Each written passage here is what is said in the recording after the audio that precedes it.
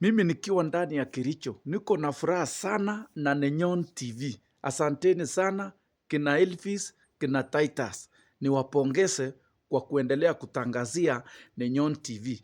Na bila kusahau kwa siku ya leo, nimpongeze mzungu Mwafrika kwa ile kazi safi umetufanyia kwa siku ya leo. Kusupport Cherotich Totiga muimbaji. Asante sana mzungu Mwafrika.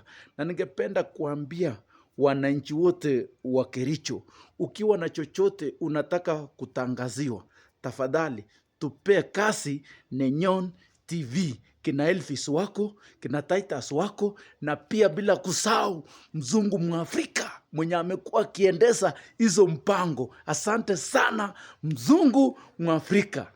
Hey!